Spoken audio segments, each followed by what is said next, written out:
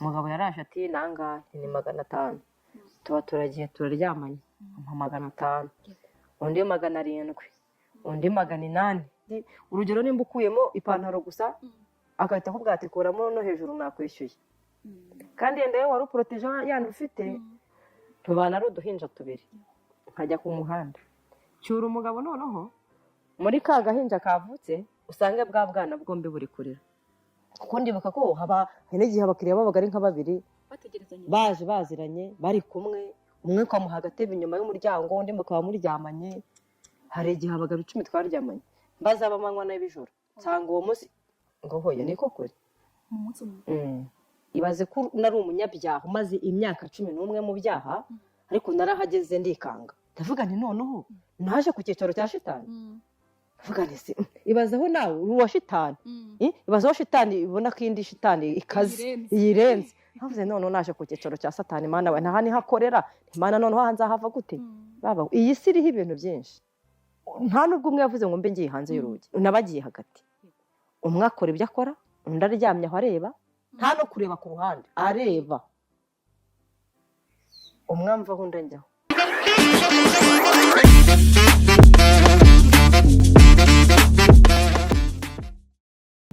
Nitwa Uwimana Mariam, nkaba ndi umumama nk'uko ubibona, nejejwe no kuba mu ikaze. Twishimiye kukwakira Mariam. Murakoze cyane. Mbere y'uko rero dutangirana n'ikiganiro cyacu, reka tuhaze tugusabe tukiragize Imana. Yego. Uwiteka Imana ikomeye, Imana y'ubutware n'icyubahiro, Imana y'imbabazi, Imana igira ikirema yarangiza ikagikomeza. Mwami wanjye ngushimiye ko Uwiteka waturinze, yaba njye yaba nyagora ku ngoma bene data nk'abasanze ari bazima nta gikuba cyatetse izina ryawe rihabwe icyubahiro. Uyu munsi Mwami Yesu wari wagennye ko Kristo nyaguhora ku ngoma tuzahura, byari mu igenamigambi ryawe, wagize neza bishimirwa uri mu ijoro ryawe ryera. Mwami Imana nyemerera ikiganiro tugiye kuganira Kristo haboneka imbaraga zawe zikomeye. Mwami w'abami ndakwinginze Uwiteka, turakuraritse ngo tuguhaye ikaze na karibu. Utumiye Imana Data n'Umwana n'Umwuka wera muri iki kiganiro ngo biganze, kandi Mwami w'abami ugiye kugubwa neza n'abatwumva bagubwe neza mu izina ryawe rifite imbaraga n'ubutware. Wumva amaboko yawe akomeye wa Mana, kuko nyaguhora ku ngoma ni wowe wenyine, ugira ikirema wangiza ukagikomeza habwa icyubahiro Yesu, amen. Murakoze cyane Mariam. Nishimiye kukwakira, urasa neza Mana, wambaye neza. Mukuru urakoze, ni neza y'Imana. Wambaye neza cyane, urahumura neza. Ntabwo bari hano ngo babyumve ninjye uri. Urakoze merci, nukuze urakoze cyane. Hanyuma rero Mariam, abantu badukurikiye bafite amatsiko cyane yo kumenya buri ibintu tugiye kuganira ni ibiki, tugiye kuganira ku nkuru yawe, tugiye kuganira ku buhamya bwawe. Yego. Ariko ndifuza ko turi buze kuza gutangirira hasi. Nta kibazo. Turatangirira hasi. Mariam yavukiye hehe? Yavutse mu muryango w'abana bangahe? Uyu munsi barahari cyangwa mbese bimeze gute? Yego. Natangira mvuga ngo Mariam ni umuntu navutse nta mama mbona. Ikigaragara cyo wakwibaza aho ngo wavutse ute. Navutse nyine mama wanjye ntawe nzi, namenye ubwenge ntawe mbona. Maze kumenya ubwenge namenye ubwenge ndi kwa nyogokuru ubyara mama. Ndibuka ko ndi muto najyaga njya kuvoma, nabaga kwa nyogokuru nyine njya kuvoma, ariko nari ntaratangira kwiga. Noneho igihe kimwe nza kubona mbona papa aje kuntora. Ndibuka ko papa aza kuntora kwa nyogokuru ubyara mama, njye nagiye kwivomera amazi yo koga. Numva ko nari umwana ukuze, nivomera amazi ndoga, barantwara. Ndibuka ko banjyana, umushiki wa papa yari kumwe na papa baza kumfata, yagiye ampetse, twambuka umugezi bita Mwogo, tugera ahantu bita ku Mubuga bangurayo umugati. Nimba hari ikintu umwana atajya yibagirwa ni icyo cyone cyamva mu mutwe, banguriye umugati ndawurya turakomeza. Nyuma naje kumenya amakuru ko mama yambyaye agahita apfa. Noneho sogokuru ubyara mama akandikira sogokuru ubyara data ngo azaza atwara umwuzukuru we, kuko umukobwa we yamaze kwitaba Imana ari we mama. Ubwo nageze kwa papa amaze kunjyana, navuga ngo nagiye mu buzima bwiza, kuko bahise bantangiza kwiga. Bamaze kuntangiza kwiga, papa yabaga i Kigali, ngewe ngo bari bankuye aho hakurya ya Mwogo. Sumbaze ngo witwaga ngo iki, ko ntabyo nzi. Icyo nzi ni uko twambutse umugezi witwa Mwogo, twagera ahitwa ku Mubuga bakangura umugati, nta bindi nzi. twageze rero ho iwabo wa papa ho naho biti Gatagara, maze kuhagera nabahungira ubuzima bwiza, banangiza ishuri, maze kunangiza ishuri mbaho nk'abandi bana, ndishima mba kwa nyogokuru nyine ubyara papa, nta wundi mwana bari bafite, ninjye mwuzukuru njyenyine bari bafite, haba papa na musaza haba sori nako mushiki wa papa na papa b'i Kigali nyine urumva nabanaga n'amasenge na nyogokuru na sogokuru, meze neza, ndi umwuzukuru meze neza, batangiye kwiga biba urubaho nkataha ndira bakangurura urundi nta kibazo, nkabaho nyine numva nezerewe, bahita kubera ubuzima bubi bwaho nabaga aho kwa nyogokuru ubyara mama, naje nyine ndakana kagwingiye kubera ubuzima bwari bugoye, bahise banshyira ku mata kuko nasanze nk'ayabo yaratetse, bahita banshyira ku mata bakamishiriza ku baturanyi, baza nawe umwana ugiye gutangira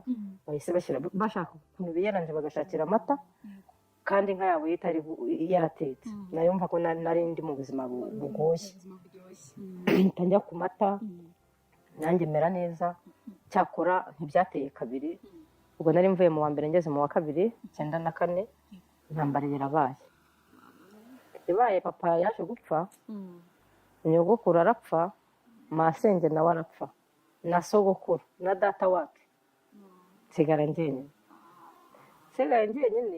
mpungana n'abaturanyi, ariko hari undi masenge uwo wari warashatse umugabo ahantu bitira ubona, we yarasigaye, ariko yari ari ku mugabo wenyine, mpungana n'abaturanyi, ubuzima burankomerera, tujya ku Gikongoro turagarukana, Imana yo mu ijuru irandinda cyane ku buryo bukomeye, mbona ndagarutse, maze kugaruka ubuzima gusa ko twahunganye nyuma tuhungukanye, nyuma bakambwira bati wowe ntuzasubira kwiga, uzajya ifumbire mu kabande usike ku mateke, ufumbire amateke yacu, ubwo barabaturanyi yego nibo twari twajyanye twahunganye twanagarukanye, nibo bari basigaye, nibo twari turi kumwe, bambwira ati uzajya ujyana ifumbire mu kabande usike ku mateke, ukuka amase y'inka, niko kazi nyine natashye gukora, nkabikora mbabaye, kuvuga nti si koko umwana wabo asubiye mu ishuri, njyewe ngiye kuzajya njyana amase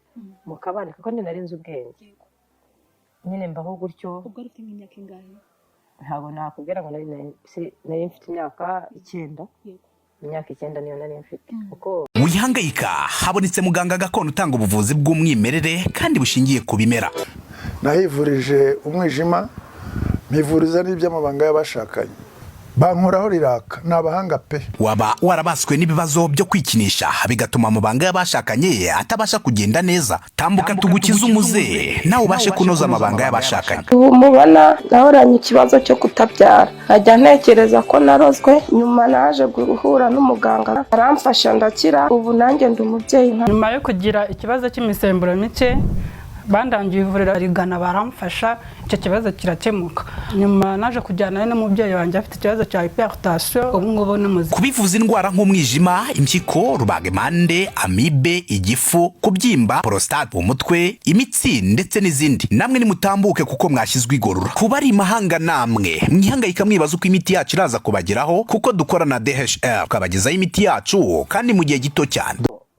ngo intambara twahunze niga mu wa kabiri, mfite 8, imyaka 9 nibwo natangiye gupatana igitebo cy'amase, nkijyana nyine kujya gusuka ku ntuza ku mateke, nkafumbire insina, ari bwo buzima nkora. Nyuma rero masenge yaje kuza, aza kureba ko ntawasigaye, arahansanga, arabasanga njyane, yaje kunjyana ubona aho yashatse umugabo, ngezeyo umugabo we navangu naje kugomesha babyara banjye, abana ba masenge b'abahungu 2, ntaraye nka 3, bwa 4 umugabo waramubwira ati uyu mwana uzamwirukane cyangwa se muzajyane. Masenge amubashije ati se umuntu nzanye maze hano iminsi 3 yabakoze iki, agutwaye iki, kuko najyanaga n'abandi bana gutashya inkwi, nabo nyine ntago bari mu buzima bwiza, ariko nibura numvaga ko ndi kumwe n'umuntu wo mu muryango. Noneho umugabo waramubwira ati ko yari umugabo nyine ugira amahane, aramubwira ngo azanyirukane cyangwa se tuzavana aho ngaho.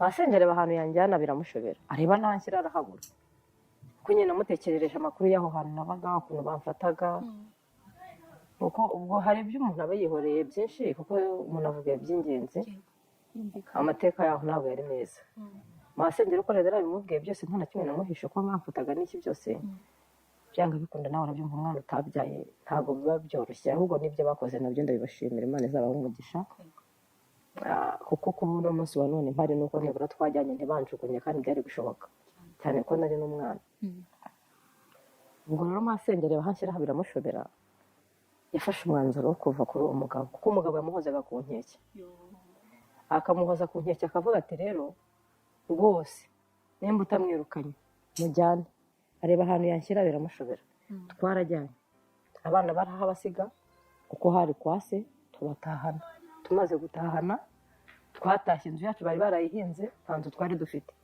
bakuragaho amabati ndeba bakayazinga bakegeka ku ruhande bagafata amasuka mashya bakayihanura ikagwa yose ndi kureba nanahagaze aho nari umwana ntacyo byabaga bimbwiye noneho rero dutashye na masenge hari inzu y'abantu bari batarahunguka tuyibamo tumaze kuyibamo ubwo masenge nta kindi kintu yabaga afite akora yajyaga guhingira ibijumba nanjye nkajya gutashya n'uturenge nyeranyereza nkagenda nkajya gutoragura inkwi nkaza namara kuza natahije inkwi twahuraga nimugoroba ibyo kurya ku manywa byo nta byari bihari ubuzima bwacu ntabwo bwari bworoshye urumva yabaga yagiye guhingira ibijumba ataba yabonye nyine umuhikira akantu twaryaga nanjye nkajya kwirirwa ntoragura udukwi n'uturenge minuka imisozi ariko nkajya ntaha twaganira na masenge ndakana kicaye inyuma y'amashyiga ababaye mu cyaro barabyumva ndakana kicaye inyuma y'amashyiga inyuma mu ivu nyine kuko habaga hari ivu kari kubota nkajya mubwira nti nzajya i Kigali ni kuko papa yajyaga avuga ko abi i Kigali Nyamirambo kandi nanjye niho nzajya i Nyamirambo ariko nkumva ko i Nyamirambo ari nk'ahantu haba hari imirambo myinshi nkibaza si iyo mirambo nzayirenga gute nkumva nyine simbyumva umva gusubira ku ishuri ntabwo byongeye gukunda mbaho nyine muri ubwo buryo n'amasenge afite uzajya i Nyamirambo uzahasanga nde ese Nyamirambo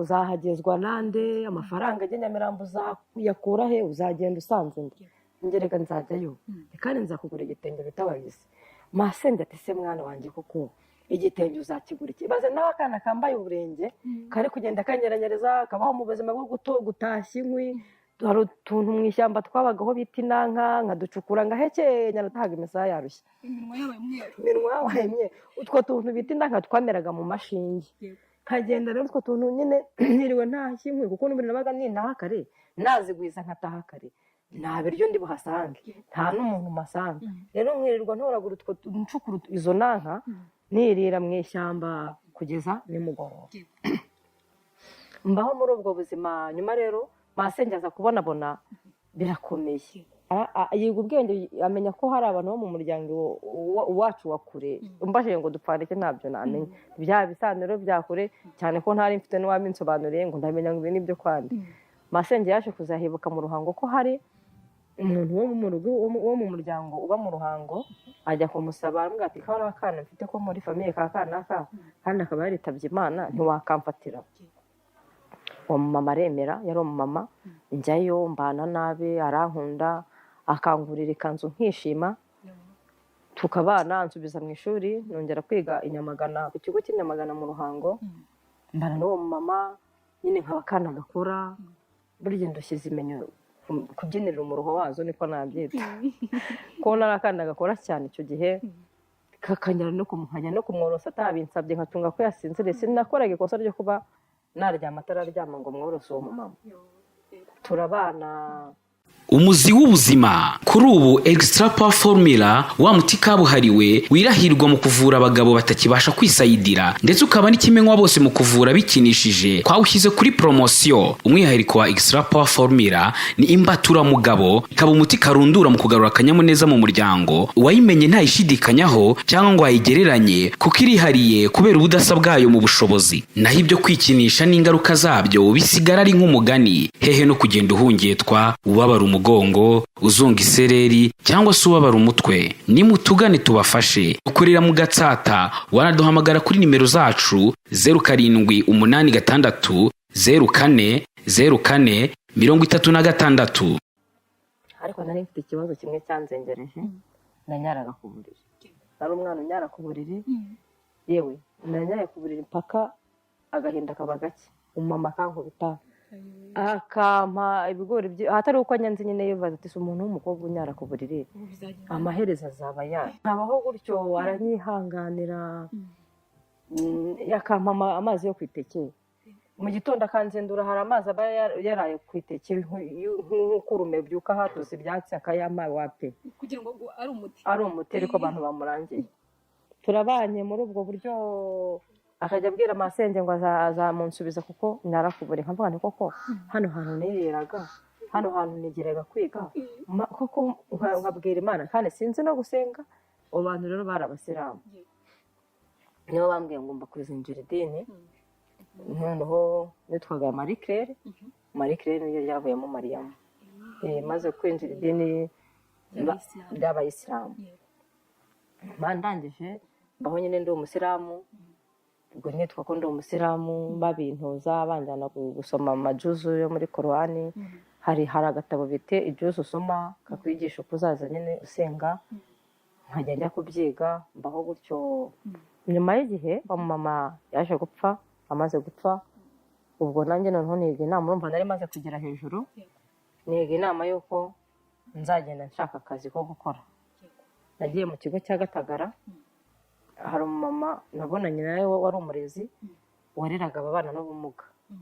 Uwo mumama rero niwe nagiye amakazi k'ibihumbi 3 kumukorera. Maze kujya kumukorera ibyo kwiga nabiparitse, ngiye gushaka akazi ko mu rugo. Noneho ubwo rigezemo kangahe? nari ngeze mu wa 5 primaire. Ndavuga nti ubu noneho nta kundi kuntu nabigenza, ngiye kongera nshaka akazi ko mu rugo njye mbaho, sinzasubira kwa masenge muri bwa buzima, nta kundi kuntu nabigenza. Nshaka akazi mama nyemera 3, ariko n'ubundi kunyara ku buriri bikaba ikibazo. Noneho njyamye no kuri matera, ntabwo nkiri ku misambi, ibintu bitangiye kumera neza. Wa mama nari mpamaze ukwezi n'iminsi atarampemba, haje umushyitsi kumusura. Uwo mushyitsi aramubaza ati aka kana ukoresha kari keza, ati ngakuye he? Ko nari nanutse ku buryo bukabije, ndi karekare. Amubwira ati aka kana rero nagapfobye, ati ni keza kagira imico myiza ariko kanyara ku buriri, ati rero kazancira amatora sinzakirukana sinzanagahemba. Bari kuganira n'umushyitsi ndi kumva, azi ko nasinziriye. Uwo mama arazi ko nasinziriye, arangije abwira uwo mushyitsi ngo ejo nimva ku kazi nzaza kugura igiswi. Ndavuga ntigiswi, mbaza umukozi twari duturanye mu gitondo, ndamubaza ndi ko mama Diane yavuze ngo azagurira umushyitsi wamusuye giswi. Igiswi ni iki? Ati igiswi ni inzoga bita Primus. Ubwo ni ukuvangaza amafaranga mpime kuko yavuze ko ari ibyo azatuma, ngo azagutuma. Ariko umukozi ntiyamenye impamvu mvuze gutyo. Maze kumva ko namaze kumenya amakuru ko ntazahembwa, ndavuga nti ubwo nimba atazampemba, kandi ubwo kubera nyine ubuzima bugoye, umva nari ntangiye gukora ariko nta mbaraga nari mfite mu mubiri. Nari wa mwana ujya kuvoma nakuzuza injerekani simbashe kuyikorera, nashyiramo igice mu njerekani ituzuye ikagenda inzunguza injyana hirya no hino kubera ko ntafite imbaraga, ntako nyine nkabikora. Noneho wavuze ngo ntazampemba, natekereza n'injerekani njya niba ukizinduka ukajya ku kazi kawe ukicara ugategereza abakiriya 20 cyangwa 30 ku munsi, menya neza ko nta kazi urimo. Hari uburyo nzi bwizewe benshi bari gukoresha, ninkubwira bizwi nka GBM cyangwa se Global Biomagnet, untega amatwi neza nkwibira iby'iri banga. Ubu ni uburyo bwihariye tukubakiramo website igahindurira agakino muri business yawe. Game changer, aka kantu se urakumvise? Ibi ntabwo ari amakabya nkuru, ahubwo ni ubuhanga bw'inzobere mu gucengera ibijyanye n'iyubako ry'imbuga nkoranyambaga zicururizwaho hifashishijwe ubumenyi mu byitwa social dynamic algorithm, aho umukiriya amurikira abatuye isi ibicuruzwa bye mu kanya nk'ako guhumbya, abakiriya bakisuka. Ibi bizagufasha kugeza ibicuruzwa byawe ku bantu barenga miliyaridi 7 zituye umubumbe, byose bikorewe kuri smartphone yawe cyangwa se mudasobwa. ubucuruzi bwose waba ukora ubu buryo burizewe kandi burakora. Ndakurahiye abakiriya baturutse imihanda yose bakora oda ku bicuruzwa byawe. Nje rwose ibi bintu nzi abantu babizi neza kandi babasha kubigukorera aho waba uri hariho hose, haba mu Rwanda cyangwa se mu mahanga. African Digital Opportunity Initiative, bahamagare cyangwa ubandikire kuri 0796 83 56 17.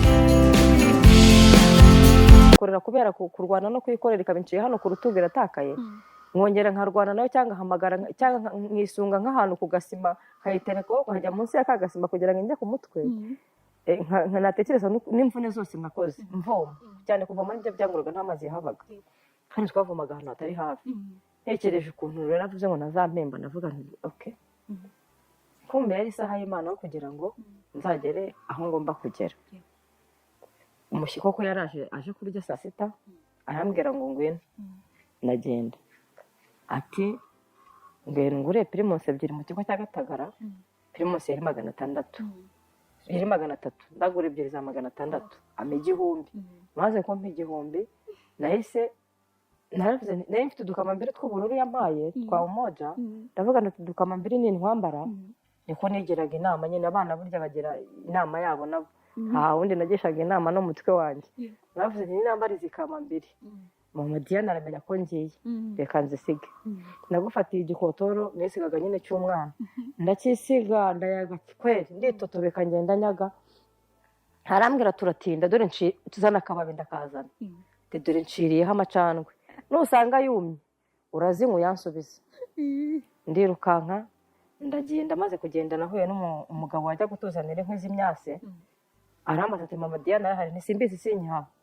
Ubwo ndi kwirukanka njya ku cyapa cya Gatagara, hari agashashi k'icyatsi, hari ishashi y'icyatsi ya kera yabaga iriho kalendari, niyo nahise mbatura nshyiramo twenda n'agapira k'imbeho. Uwo mukozi yari yaramaye kuko nta gapira k'imbeho nari mfite. Uwo mukozi duturanye niwe wari warawumpaye umupira w'imbeho, nawe ndawibuka nguturamo.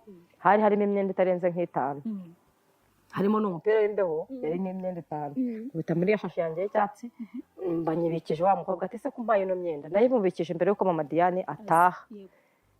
Ndamubwira ntanyuze kuri uwo mukobwa, mugana ima ya myenda yanjye, bandirukansa n'agashashi kanjye k'imyenda mba ndigendeye. Nkura nuje kumwishyuza w'inkwi ati yarahari ntisimbizi sinyihaba.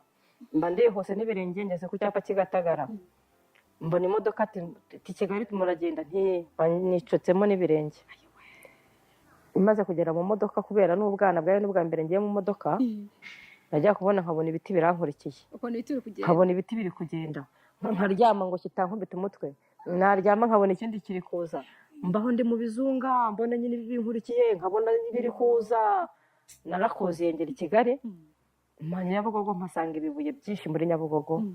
Nahaye cya gihumbi konvayeri, ampereza ibiceri mbishyira mu kiganza, numva imodoka ivuze ngo Nyamirambo, banicayemo. Nicaye Nyamirambo, maze kwicara yageze aho ikatira, ndambura cya kiganza kirimo ibiceri, konvayeri yikoreramo. Sumbaze ngo yatwaye angahe, mbona arangiye aragaruye, ni nko kugarura nk'utabona hasi. Arongera aragarura, agera yashyiramo, amaze gushyira mu kiganza. Narakomeje agera aho imodoka ikatira, mvamo. Hari umuhanda w'igitaka, umbajije ngo nihe naba nkubeshye. Navuyemo, maze kuvamo ngenda niho ngo n'uturenge. Ngeze imbere mbona ahantu handitse ngo Petero Rwanda. Ndavuga ni Petero Rwanda, sogokuru wanjye ubyara papa yitwa Petero Kabandaho. Ndavuga nti kuva rero hano hantu hitwa Petero Rwanda ni heza, ni haba hitiranwa na sogokuru, kandi sogokuru ari umuntu mwiza. Amatara baratse, ubwo Petero Rwanda ni hari Nyamirambo, ubu ni Kobire. Amatara baratse, amaze kwaka hari saa 12. Ndavuga nti mbega Kigali ko ari nziza we, Imana rwose urakoze ugejeje ahantu. Nta hantu niyo warara hano hari icyo waba. Nabonaga nyine hakubuye, saa 12 rero haba hasa neza, itara rya kukabona no hasi neza, hasa neza. Ndavuga ntangaha nindirarira hano. Narakomeje ngera hepfo gatoya, urumva narigendaga gutyo gusa, ntawe unyobora, ntawe. Nyuma yo gukoresha imbaraga nyinshi ukagera ku nzu y'inzozi zawe wifuzaga, harabura ikintu cy'ingenzi. Icyo kintu ni ibikoresho byo mu nzu, furnitures, intebe zo muri salo, salle à manger, ibitanda n'amatera zabyo, utubati two mu byumba, intebe za jardin n'iza balcon yewe n'ibikoresho byo mu biro. Tubakorera intebe, ibitanda n'inzugi, tukabakira n'ibikoni bigezweho n'ibindi bikoresho mushaka. Mwe banyamahoteli na za apartment, umwihariko wacu nuko iyo mutugannye tubibakorera muri design yose mwifuza. Ku bindi bisobanuro kaduhamagara kuri nimero 0783 337 8096.